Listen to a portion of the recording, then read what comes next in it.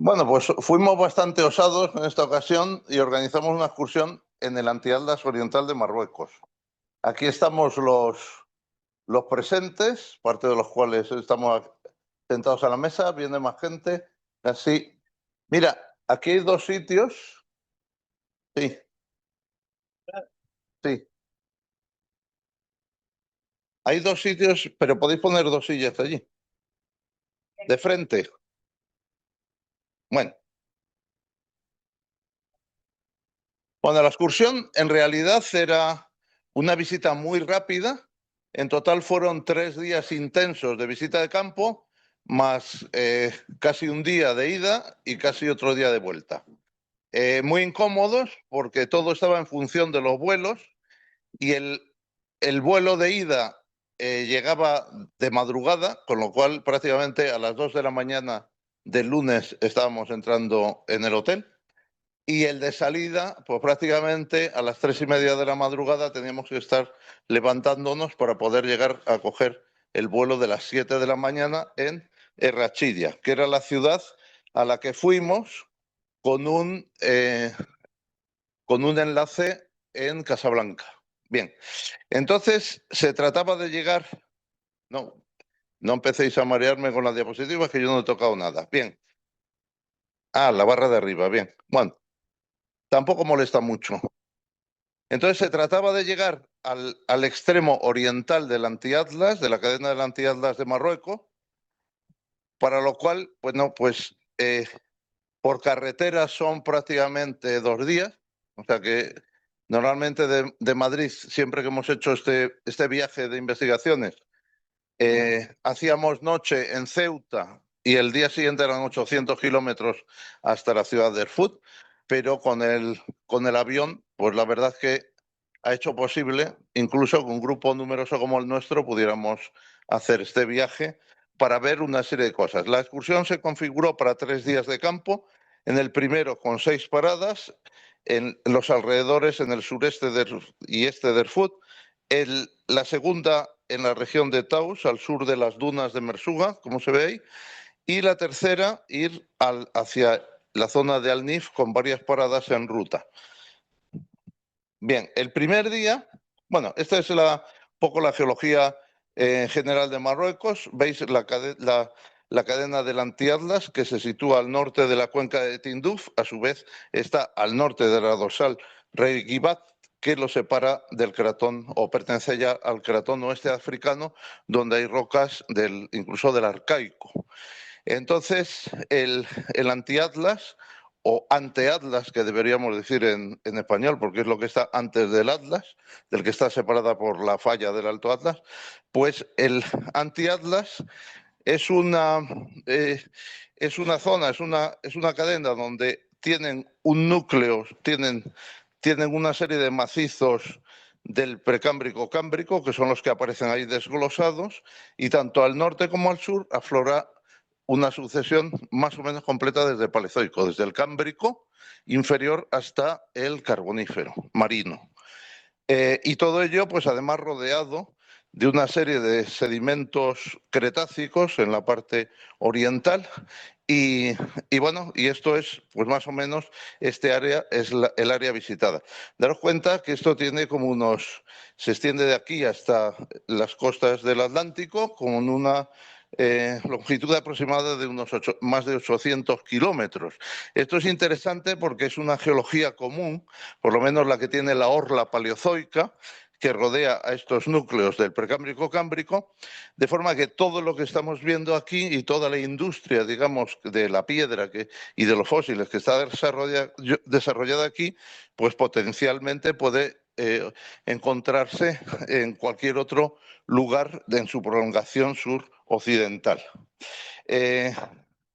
Bueno, concretamente, esto es otro detalle ya centrado en el Antiatlas y desde el punto de vista geográfico comprende la región desde Tafilalt, que es la más oriental, donde hicimos base en la ciudad de Erfoud, y por otro lado la cuenca del Maides. En realidad, el Antiatlas, que tiene esta orientación noreste-suroeste, tiene también una serie de estructuras variscas que separan una serie de cuencas, la del Tafilal, la del Maider y luego el Antiatlas central con la región de Zagora en este lado. Bueno, fuimos a ver fundamentalmente materiales del ordovícico y silúrico, pero lógicamente no los podíamos ver todos en 3 días, con lo cual hicimos una selección de aquellos que podían ser más pintorescos, que involucraban parajes más bonitos y a su vez pues que eran zonas donde se concentraba la industria y el paisanaje humano y bueno, para poder ver afloramientos desventrados por las excavaciones, porque si no todo hubiera sido muy triste ver todas las rocas cubiertas por el barniz del desierto, que bien ves estratificación vegetal, pero tendríamos que usar el martillo y la maza de firme para poder ver algo dentro de las rocas. Entonces, eso ya nos lo proporcionaban, que esta zona precisamente fuera una zona digamos, de producción de fósiles y rocas ornamentales. Bueno, entonces dentro de la sucesión ordovícica, bueno, este es el Cámbrico y este es el Cámbrico superior y el ordovícico con una serie de discontinuidades. Esta es la región del Tafilal, o sea, esta es toda la cadena del Antiatlas. Estábamos en el extremo oriental del Antiatlas y lo que vimos, en resumidas cuentas, fue el ordovícico superior, la formación Tagua inferior, que es pizarrosa, la formación Tiurín superior, que son areniscas. Vimos unas calizas a lo lejos, que es la única unidad calcárea auténticamente, que es la Cap El Ahar. Y luego vimos un paleovalle de tiempos un paleovalle túnel, un valle túnel de tiempos de la glaciación del Hirnantiense, del Ordovícico terminal, que se desarrollaba, formaba parte estratigráficamente del grupo segundo Bani. Bueno, al mismo tiempo, en unidades, digamos, desde el punto de vista paleontológico, en esta región del Antiatlas, en central y oriental, se desarrollan 2 biotas, 2 lugares de conservación excepcional, uno en pizarras del Ordovícico inferior, el que da lugar a la biota de Fezuata, que solo la vimos en torno al comerciante y descubridor, que es el Usaid Bemula, y por otro lado la biota de Tafilat, que pudimos ver in situ algunos afloramientos y otros pues en tiendas comerciales. Bien, las paradas las voy a ordenar más bien por días y en orden estratigráfico de más antiguo a más moderno. De forma que en una parada que hicimos para ver las areniscas de la formación Tiurín superior fosilífera, pues vimos a lo lejos cómo se disponía la formación Cap El Ahar sobre esa unidad Tiurín superior, faltando pues otra de las unidades que afloran en el Antiatlas central. Estas son las calizas del Hirnantiense. Tened en cuenta que son calizas sedimentadas prácticamente en el polo sur, durante un evento climático, se llama el evento climático Boda, previo a la glaciación del Hirnantiense, y que además estas calizas se apoyan disconformes sobre distintas formaciones del Ordovícico, aunque en ese caso estaban sobre la formación Tiurín superior, desde donde está tomada esta fotografía. Vimos en ese afloramiento la abundancia de conuláridos, que son unos nidarios que tienen una concha fosfática de 4 piramidal, alargada, que se conservaba perfectamente en 3 dimensiones y además con unos detalles extraordinarios. Claro, son detalles y una conservación en areniscas de grano medio que solamente es posible si se dan circunstancias excepcionales. Y esas son las de la biota del Tafilal. En esas mismas areniscas se encuentran profusión de equinodermos. Apágalo, sí, sí. Bueno, perdón, justo ahora me sale el tronco móvil aquí llamando, ¿vale? Bueno, a ver si lo apago del todo, perdonad esto. Bueno, ya te darán cuenta que no puedo atenderlo. Bien, entonces, esos yacimientos los explotan para coleccionismo porque hay numerosísimos equinodermos, como esos ofiuroideos con aspecto de estrellas de mar, y también hay trilobites, hay formas convencionales que conservan incluso pues, las glándulas digestivas, el tubo digestivo, etcétera, etcétera, y también artrópodos de un caparazón poco mineralizado, que normalmente pues no se conservan solo en yacimientos de esto de conservación excepcional. También vemos extraños organismos discoidales conservados en arenisca. Prácticamente la conservación es como la de las biotas de Diacara de Australia, porque están en arenisca. Vemos este disco doblado, se ve ahí, denotando que tienen pues un poco la textura original era la del cuero. Entonces, todo esto se da siempre en los niveles arenosos de ese ordovícico superior y forma parte de la biota del tafiral. Visitamos un afloramiento con una profusión extraordinaria de una huella fósil conservada como epirrelieves que parecían unas cuerdas que había estirado allí sobre la superficie, y esas cuerdas tenían una serie de protuberancias espaciadas regularmente, y esas protuberancias superiores conectaban con cuerpos inclinados y con un tubo inferior a cada una de las huellas. En muy raras ocasiones se ha visto que estas huellas están conectadas, o sea, están asociadas al productor, que era un gusano paleoscolécido, que también había dejado impresiones en algunas de las huellas. Cuando saltaba el ignofósil, pues dejaba huellas de su constricción extraversa, de su ornamentación o de su segmentación, mejor dicho, transversa en casos excepcionales. Los gusanos paleoscolécidos se conservan también muy bien, incluso el cuerpo de ellos, no solamente los vestigios de su actividad en el sedimento, en la biota de Tafilat. O sea que eso era una cosa que, salvo que vayamos a verlo in situ en Marruecos, es imposible apreciarlo en cualquier otro lado. Bien, terminando con ese ordovícico el primer día, estuvimos viendo el silúrico. El silúrico en el Tafilar oriental se compone de una unidad de pizarras, Tamagrut, que comienza con unos hiatos. De hecho, en la zona los primeros niveles encima del ordovícico eran de edad Wenlock, que se apoya directamente sobre las calizas del ordovícico terminal. Y luego, la formación Tamagrut incluye a techo dos niveles de caliza. Uno son las calizas de ortóceras, que nosotros dijimos que se llamaban actualmente la caliza de temperóceras, que es un cefalópodo, y por otro lado la caliza de Styphocrinites, que es un crinoideo muy especial. Y luego tenemos el paso en el techo de la caliza de Styphocrinites, tenemos un graptolito, que es el que marca la base del devónico, y ya tendríamos el devónico inferior. Bien. Dentro de la primera y más baja de las calizas se explota como roca ornamental, y aquí tenemos una vista aérea de las explotaciones situadas al este de Buchafrin, y paramos en una de ellas a ver cómo sacaban bloques excavando profundamente. Y bueno, esta zona estaba dominada por un cerro, unas peperitas, es decir, con unas rocas volcánicas submarinas que ya eran del Devónico inferior.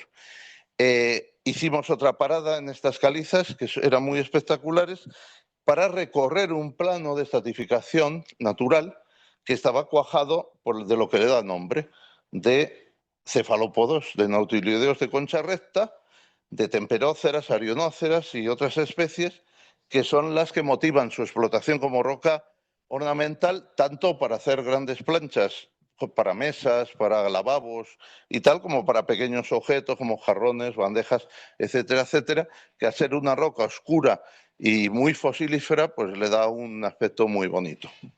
Bien, aquí vemos una sección estratigráfica con la caliza de temperóceras, y la siguiente caliza en intercalarse sería la caliza de Styphocrinites, que vemos ahí y que está datada, está ampliada esta parte, y vemos los conodontos que datan esa caliza de Styphocrinites. Vemos aquí la zona de Erfurt donde nos estuvimos moviendo, donde esta caliza a su vez también se explota para fósiles, pero no solamente son estas secciones, salen en muchos otros sitios del Antiatlas Oriental. Observamos el recorrido paralelo, la caliza de Temperóceras se explota en trincheras y la caliza de Sifocrinites, que tiene poco espesor, se explota en pozos verticales y luego una galería horizontal.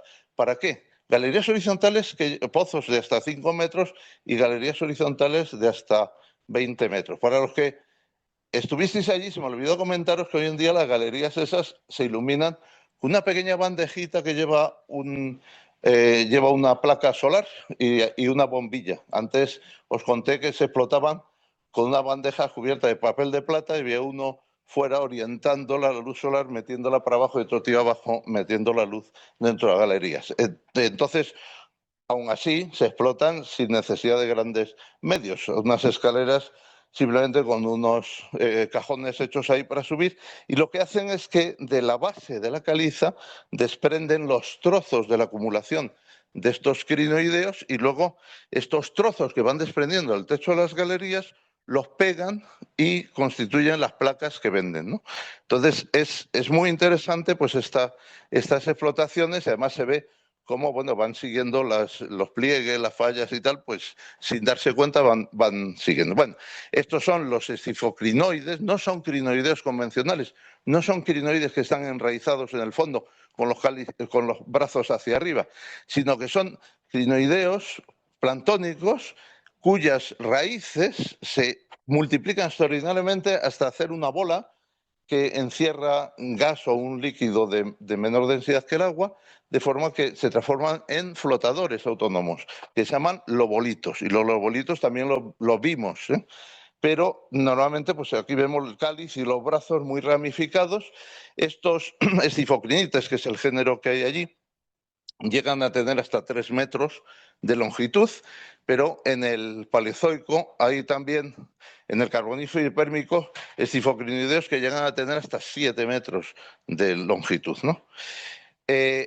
Esta es la parte que está explotada tanto para los ortocerátidos de la caliza negra como para las calizas estifocrinideos, pero los estudios estratigráficos demuestran que todo esto aflora a lo largo de todo el antiatlas. Y veis que entre columna y columna aquí están 130 kilómetros separando una de otra, ¿no? Siempre están allí y esto es una reserva inagotable porque aunque intervengan muchos kilómetros allí, pues siempre habrá otro. Bueno, el día terminó visitando más arriba la sucesión y vemos que encima de la caliza de Sifocrinites tenemos una sucesión de pizarras ya del Devónico inferior con una formación volcanosedimentaria de las peperitas estas del Oscoviense que dan paso a unas calizas, a unas encrinitas, unas calizas con numerosos crinoideos, unas calizas bioclásticas y que a techo presentan el desarrollo de montículos, unos montículos muy especiales, que lo veremos ahora. Esta es la reconstrucción, bueno, más o menos de los ambientes registrados ahí. Estamos en este área que corresponde a un área somera, moderadamente somera, pero tenemos áreas de taluz a ambos lados de esta cresta y se desarrollan en el núcleo de estas dos cuencas, la de Tafilal y Maider, unas zonas bastante profundas que reciben descargas turbidíticas y por eso en esta zona los trilobites devónicos se conservan en estado cadavérico. O sea, que tú tienes en el fondo, hay trilobite y de repente le viene una avalancha de barro calcáreo, los entierra y se mueren allí. Y son todos esos trilobites espinosos que se ven ahora mismo en las tiendas y tal, y que preparan hábilmente en los talleres, en uno de los cuales lo visitamos. Bueno, entonces en esta zona, digamos, en la formación Quesqués, que significa cuscús, o sea, porque tienen forma de las montañas de Cuscús. Pues tenemos estos montículos carbonatados. Este soy yo que me subí a uno, que vimos, en esto para hacer la foto, y tenemos una serie de montículos carbonatados que son exhumados diferencialmente por la erosión y cuya génesis corresponde pues a montículos hidrotermales bien desarrollados encima de ese domo vulcano-sedimentario de las peperitas del Loscoviense, y que por fracturas pues generan esa agua caliente con fluidos hidrotermales que favorece el crecimiento de estos. Y vimos un trocito aquí nada más, pero se conservan a lo largo de varios kilómetros y los estudios han permitido deducir que podría haber más de 700 montículos parcialmente enterrados y que no vemos encima de toda el área de esas peperitas, que es la que está en color rojo.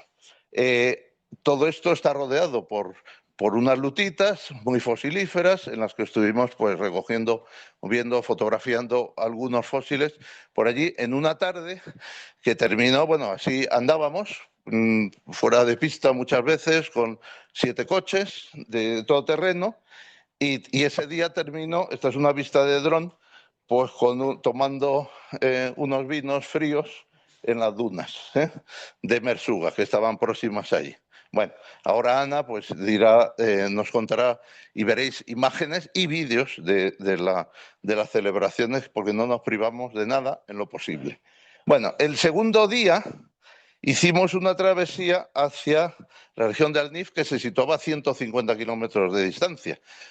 La aventura fue grande, porque en ese momento había un rally por aquí, por la duna de Mersuga, de camiones, y casi nos sacaban de la carretera cada vez que nos cruzábamos con uno. Iban a toda leche, levantando nubes inmensas de polvo, y la verdad yo lo vi un poco mal, pero mal justo donde menos peligro había, que era teóricamente en la carretera. Bueno, aparte de que todos los conductores, y eso coincidió todo el mundo, iban hablando continuamente por el móvil. Bueno, eso era, pues eso, a la maroquén. Bueno, entonces hicimos algunas paradas en ruta, algunas en una tienda de un amigo que luego es el comerciante mayorista que domina toda esta zona. Era conveniente que viniera con nosotros, pero hicimos una primera parada en ruta que gustó mucho, y yo para mí no tenía mucho aquel, que era una anécdota, era la zona de la base del malvado de Spectra en la película esta de 007 del año 2015, y ahí estaba como un cráter de meteorito que al final acaba destruyendo James Bond y la chica, y que habían hecho en un pequeño sinclinal definido por calizas del Devónico superior, y cuyo aislamiento en esta zona pues se produce por la interferencia de pliegues este-oeste con los núcleos estos devónicos y estos estrangulamientos que se ven sucesivos porque están a su vez plegados afectados por otro plegamiento norte-sur, hasta que pues la erosión va sacando los que están más levantados, además. Y entonces por eso queda esta zona ahí redonda prácticamente. Bueno, otra parada interesante fue la parada 11, que nos llevó a ver un valle túnel del Ordovícico terminal, contemporáneo del Inlandsis del Irnantiense, de una de las fases, o mejor dicho, de 2 ciclos glaciares del Irnantiense.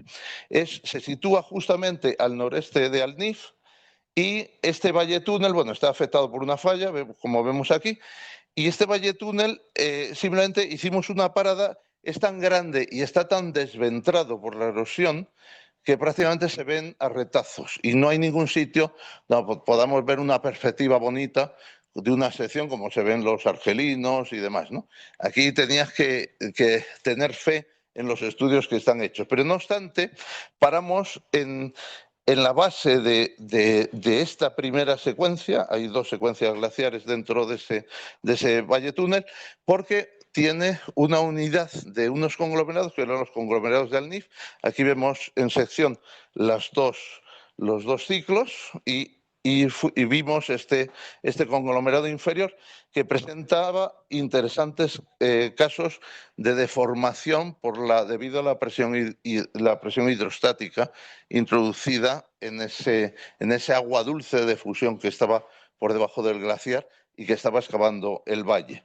En ese sentido, pues había muchos casos de giro, había cantos que habían girado a la vertical, había escapes por fluidificación entre los cantos, y los cantos eran de formaciones reconocibles que estaban excavadas por el propio valle. Bueno, la siguiente parada fuimos bueno, esto nos orienta dónde estamos. Bueno, esto era del Ordovícico terminal, pero si volviéramos a retomar el horizonte de las huellas del día anterior, pues esto estaría por debajo, pero también dentro del mismo grupo litroestratigráfico. Desde el punto de vista geomorfológico, en esta región las capas duras forman, lógicamente, relieves alargados, y normalmente uno de ellos el primer bani y el segundo bani. Este es ordovícico medio esencialmente y este es ordovícico terminal. Pero en la región del NIF hay un bani adicional, una cadena seguida montañosa, que es el bani de Al-Nif. Y ese bani de Al-Nif lo forma otra cresta, digamos, otra unidad, otro miembro de la formación Taua inferior.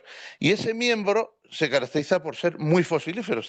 Es todo lo que constituye el talud de pizarras que está por debajo del miembro medio de arenisca, que es el que forma la cresta.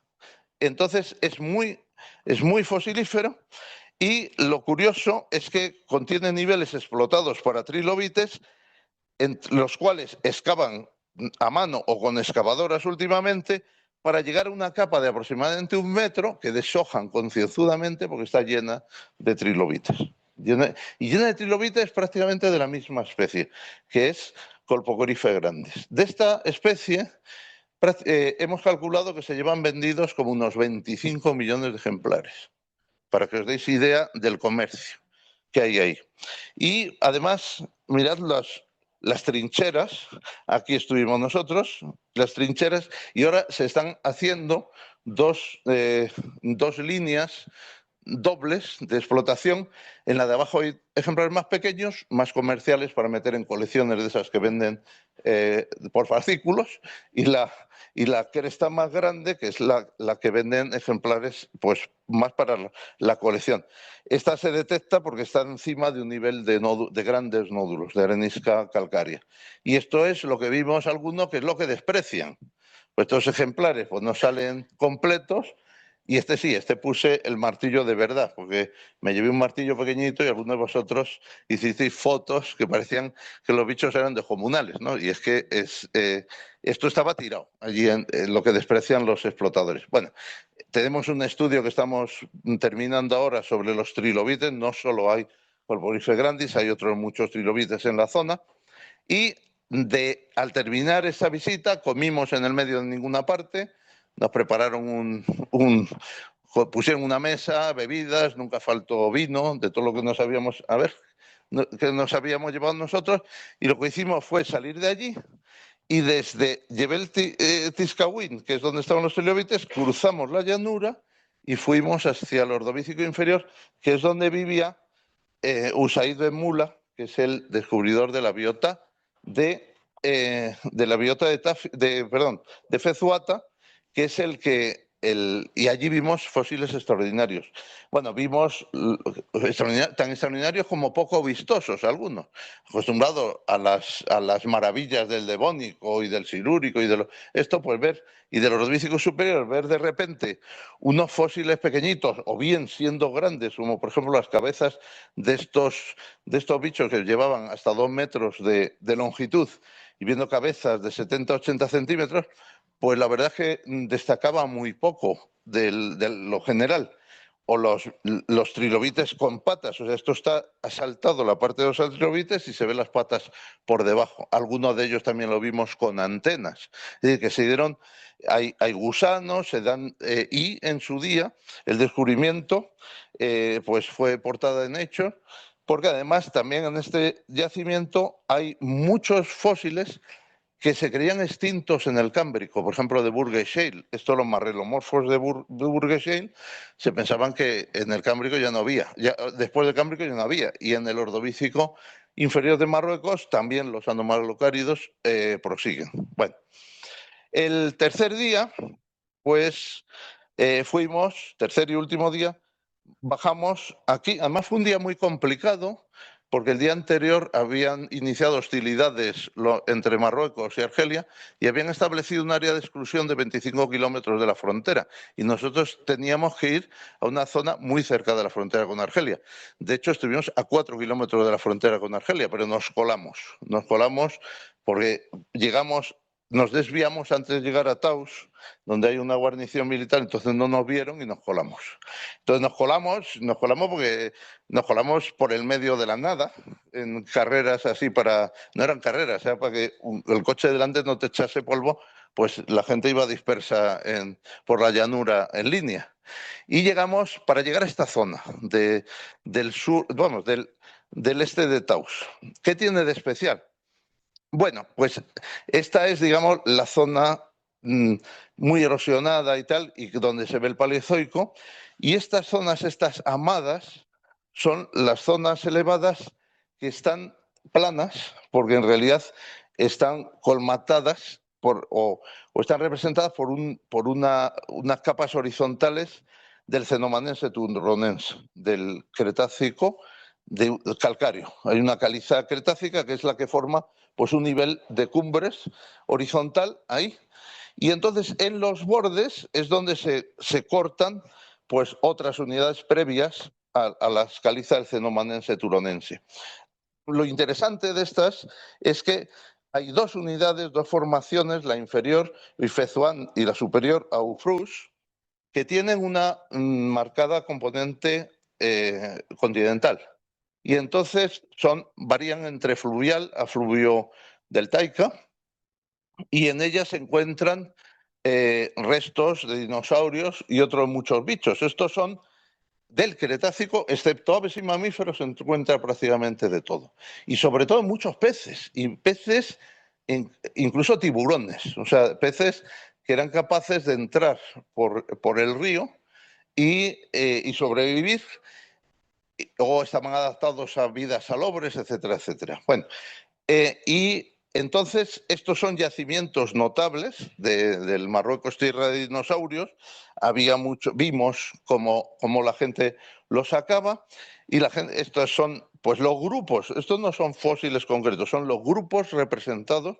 Veis que hay muchísimos peces y también hay reptiles como tortugas, ofidios, o sea, hay culebras, y dentro de los saurios también hay saurios voladores, o sea, los pterosaurios, y titanosaurios y dinosaurios carnívoros, que es lo que le da mayor interés, la abundancia de carnívoros.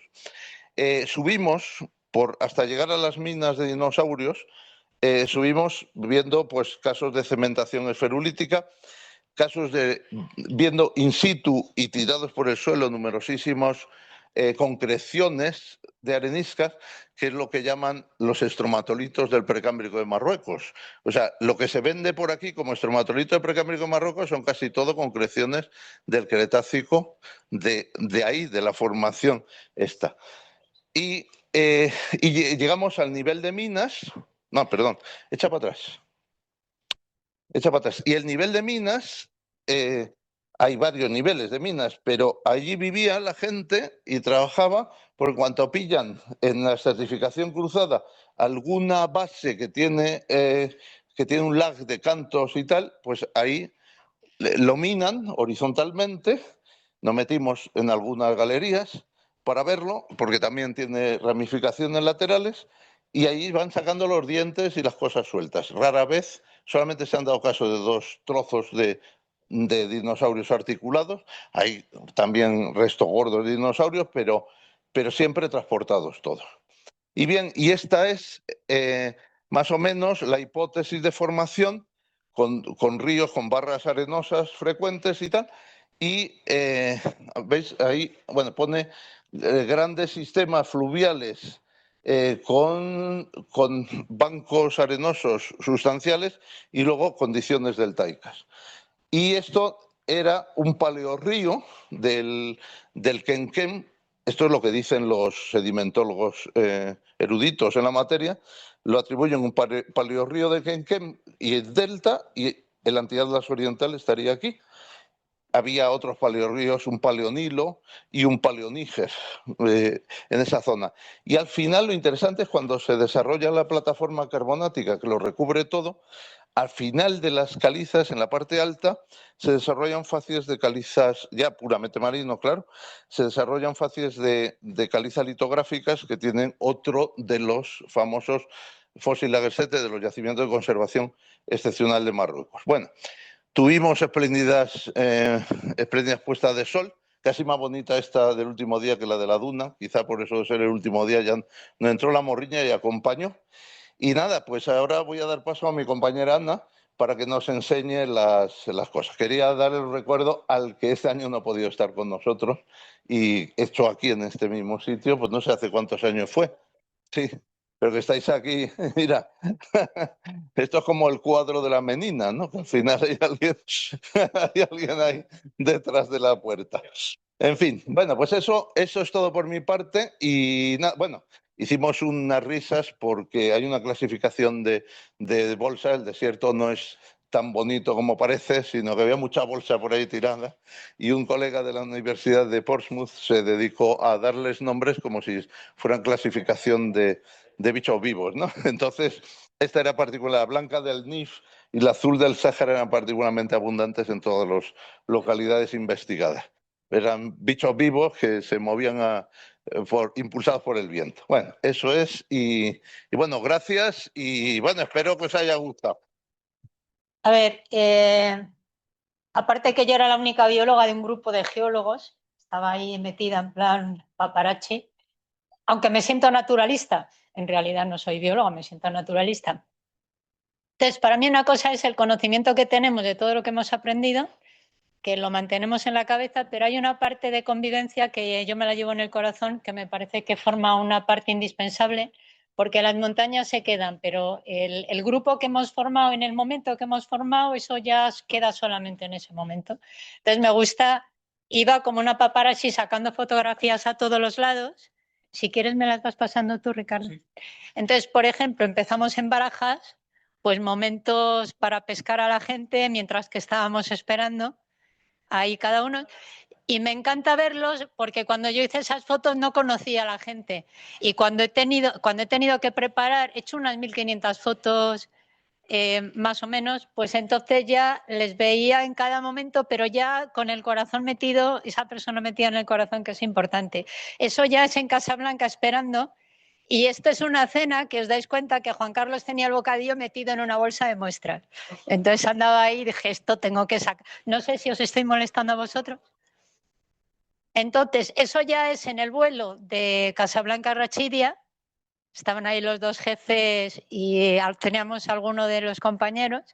Y también he sacado fotos de los desayunos, de las comidas y las cenas, porque también eran momentos donde nos reíamos, compartíamos cosas. Eso era el desayuno en el hotel, momentos del desayuno del hotel. Y luego ya, ese es el momento cuando estábamos esperando subirnos a los 4x4 en la puerta del hotel y ya empezamos un poco con las payasadas el primer día. Said es un personaje que para mí resultó maravilloso, que nos daba un juego increíble y también me apetecía tenerlo en las fotos. La primera parada, llegamos a la tienda del padre de Said y nos regaló a todos un turbante, que yo creo que también ha sido algo que ha marcado el viaje, que nos enseñó a usarlo. El primer día íbamos mucho, luego ya nos quedamos. Y no me voy a perder esta foto, como vosotros comprenderéis, de mis tres queridos compañeros con el turbante. Y luego también lo que quería que quedara constancia es de Juan Carlos haciendo todas las explicaciones en cada momento. Según empezábamos, todos nos juntábamos alrededor.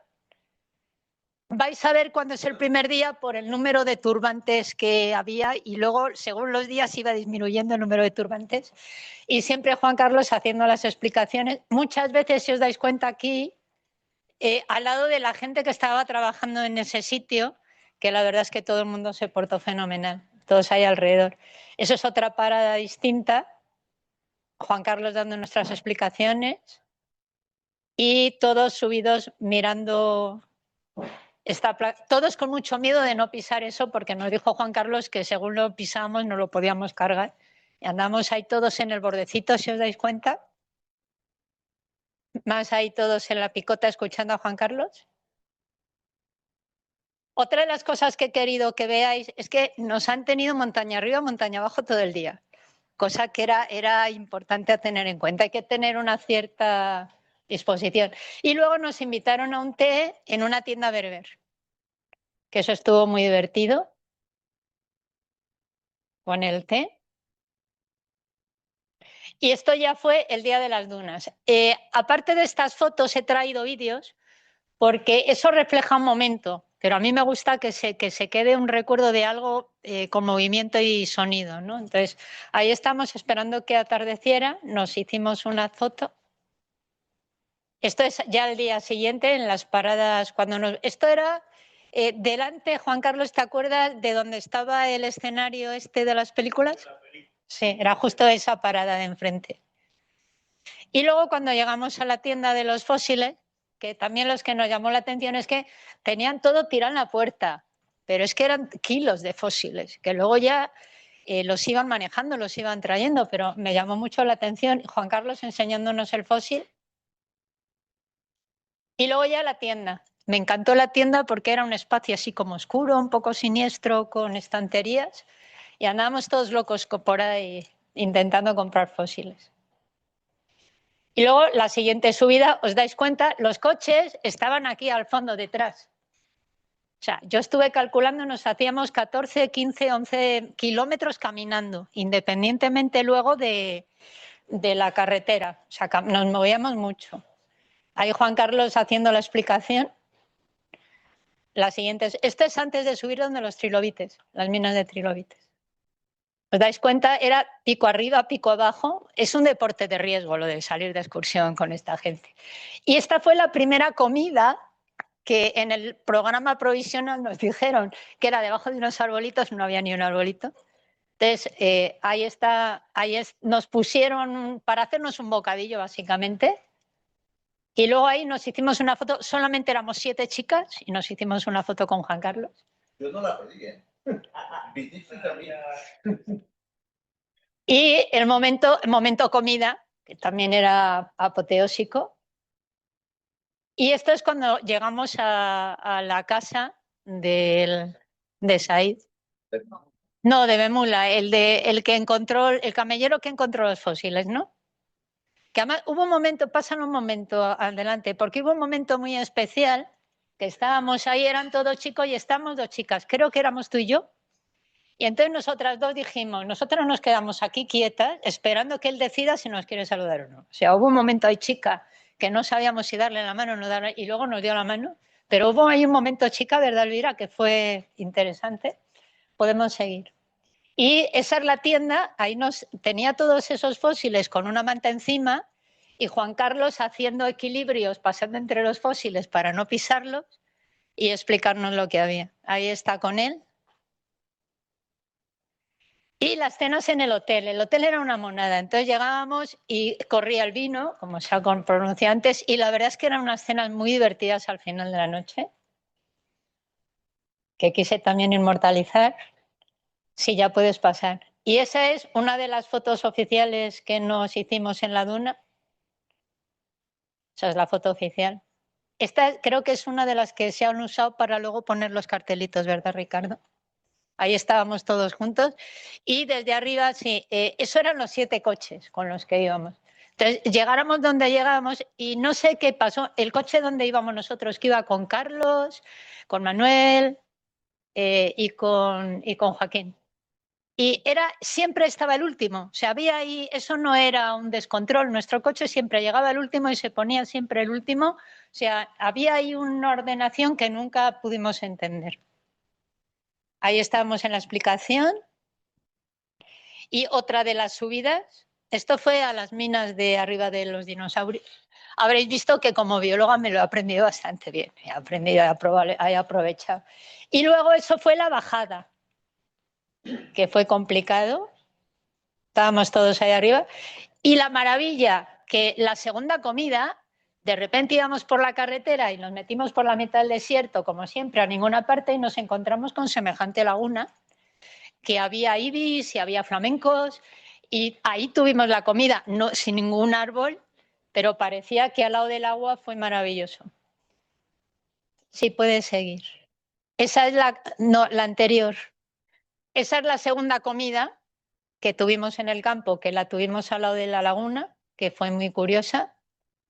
Y luego ya llegamos, esta era la tienda donde estaban haciendo los cortes de los fósiles y hacían la preparación de los fósiles, que además era muy divertido porque este hombre nos llevaba a matacaballo por toda la tienda corriendo, que nos agitaba, y más que ver, y nos llevaba a toda carrera, ¿os acordáis? Entonces nos enseñaron cómo se pulían las piedras. Y luego también acabamos, como siempre, la tienda todos como locos, así que hemos venido todos con sobrepeso de comprar fósiles. Esta tienda es mucho más elegante. Y el momento de descanso después de la compra. Estabais ahí muerto de la risa. Todos agotados, pero era por la cantidad de fósiles que cargaban después de comprar. Estaban todos, la cena del último día, la última cena, pues ahí entre la cerveza y el vino. Y luego ya nuestra salida, despertada a las 3 de la mañana, a las 4 de la mañana cogimos el coche, llegamos a Rachidia, las últimas fotos en el aeropuerto de Rachidia mientras que esperábamos. Y luego ya en el avión, el vuelo de Rachidia. Esto es en Madrid, en el tren de la T4. O sea, el problema de viajar conmigo es que no se puede quedar uno tranquilo ni en el último momento. Y luego ya esperando maletas. Y el momento, nos han dejado a 15 sin maletas, que también fue un momento de tensión, que estuvimos casi una hora esperando las maletas, que al final estaban en la 8 de Barajas, o sea, en la cinta 8 del vuelo de Sao Paulo. Ahí es donde encontramos las maletas. Sí. Y luego he sacado algunas fotos también de gente que nos miraba. Sabéis que siempre había gente que nos veía. Están medio liadas porque unas cosas eran las fotos del móvil y otras las de la cámara y me salen con distinta numeración, pero esos son momentos de escuchar a Juan Carlos en las dunas del desierto caminando hacia la foto. Esto era la gente de las minas de los dinosaurios, que estaban ahí vendiendo unas cosas. La bajada, esta es la bajada también de esa mina, hacia abajo. Imaginaros la caída que tiene esa. O sea, lo que os digo de los deportes de riesgo, y ahí subíamos. Y luego, cuando llegamos al pueblo, eso de ahí es la bajada a una tienda. Entonces nos llevó Juan Carlos a una tienda y dijo, es por aquí. Nos metieron en un callejón, nunca nadie se hubiera metido en ese callejón a buscar una tienda y menos se hubiera metido por ahí. Ahí estábamos bajando, no sé si hacia el Ordovícico, a dónde bajábamos. Esa era la tienda por dentro con un olor a moho bastante marcado. Olía en realidad a pis, hay que confesarlo. Los dos niños en la puerta, que me parecieron preciosos. Y luego estas fotos en el mercado. Fuimos al mercado a comprar el último día. Esta es las fotos que nos hicieron con drones, las que nos mandó Julio. Y creo que ya no hay más. Vale, pues entonces abre la carpeta de los vídeos. Pues os he traído algunos vídeos corriendo a 90 por hora de noche por la mitad de la nada. Bueno, algunas cosas así. Sí, bueno, yo titulé el vídeo del polvazo porque todo era polvo y solo se veían las luces del coche adelante. Se quedó con el vídeo del polvazo. Yo no lo quería decir, pero ya que lo has dicho tú. Es en la que he puesto de vídeo. Son atajos entre dos carreteras. Cuando tienen dos carreteras así en forma de Y, en vez de bajar hasta aquí y ir aquí, atraviesan por el desierto. Sí. Lo han metido en el escritorio, creo. Entonces, ese transecto en el desierto. Sí, yo creo que lo has dejado en el escritorio. Ahí arriba. Tener la de grupo arriba y la del escritorio abajo. Vale, pues empieza con el primero. Bueno, voy rápida.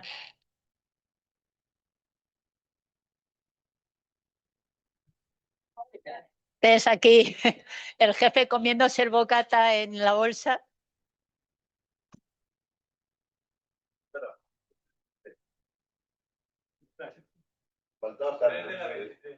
Esto tiene una ventaja de que la gente va a querer venir conmigo porque hago fotos o no me vais a querer llevar por las cosas que grabo. A ver, ese de ahí. Mirad, este es, como las fotos no dan la visión de lo que estamos, a veces lo que hacía es que me subía arriba para sacar los 360 grados de belleza, que es lo que estábamos viendo nosotros.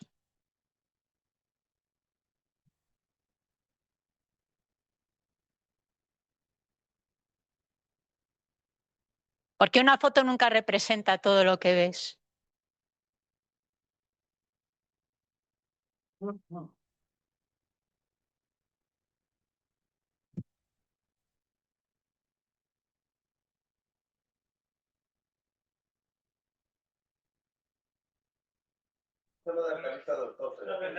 Sí, esa era de la caliza. Vale, entonces, ese no sé si se va a ver, porque puede que te digan que necesitas un código. Nada, entonces solamente pon los que se puedan ver. Es que hay algunos vídeos de mi cámara que dan guerra, pero solo os muestro los que están, los que se pueden ver. Sahid nos llevó vino para, eso es en las dunas, que nos sacó una mesita y nos sacó vino para brindar mientras que esperábamos el atardecer.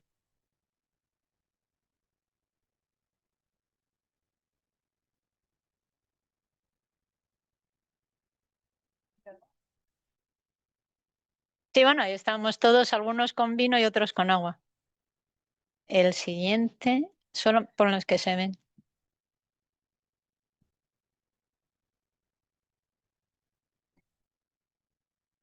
¿Veis? Entonces, a mí me gusta enseñaros vídeos porque especifican bastante más que las fotos.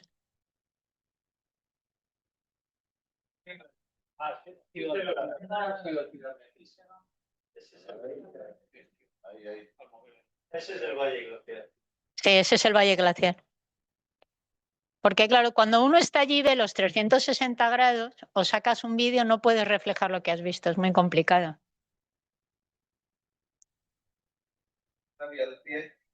Y había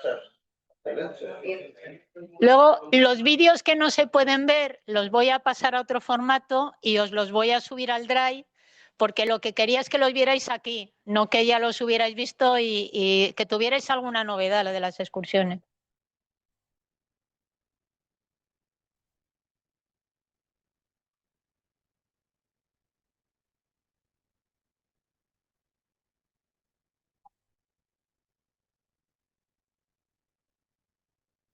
No había reunido ahí.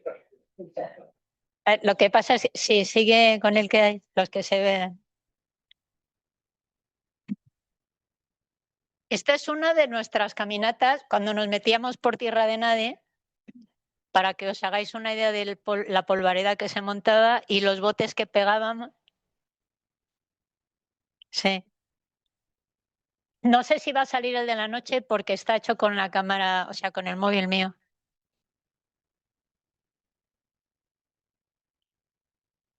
Y ahora para que tengáis una idea de por dónde andábamos, o sea, y de cómo andábamos, ¿no?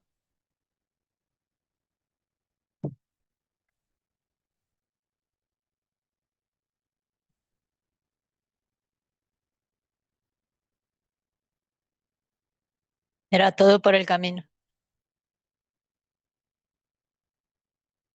Ese de ahí no sé cuál es.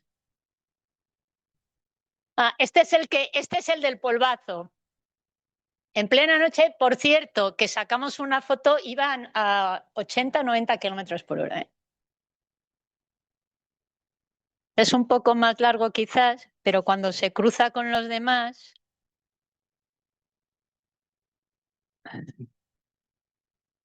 Íbamos a toda velocidad, imaginaros cómo era el suelo. Sí, 80, 90 iba.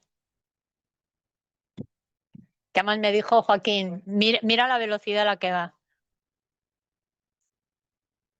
Y creo que sí, que más adelante es cuando... No, pues se apaga. Bueno,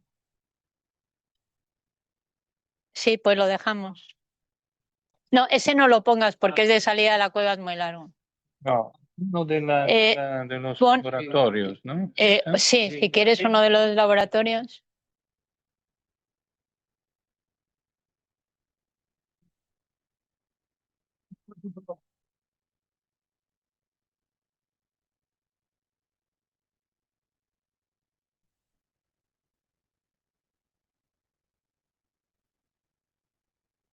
Era cuando lo hacían con la tierrita, que le daban con la tierrita. Que estaban cavando, no sé, bueno.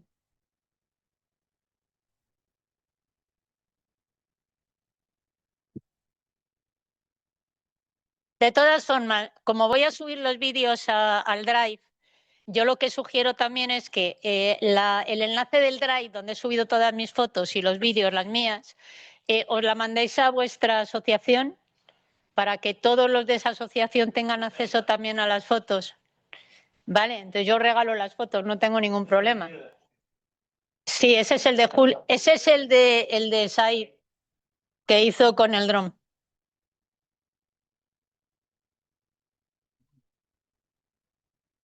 Yo vi por ahí un dron volando, pero no. No solo prohibido, meter las dunas, los coches en las dunas, sacar un dron. Bueno, tendré, más que nada lo que quería es que tuvierais una idea, o sea, de la parte no tan geológica, sino más de nuestra vivencia. Y ese vídeo también es precioso en el atardecer. El país que te envié y que Yo lo he visto. Son las 9 ya. vale, entonces nada. Entonces, Nada, ponemos los enlaces. Bueno, pues el resto de las 1500, hasta las 1500 fotos las miráis en el Drive.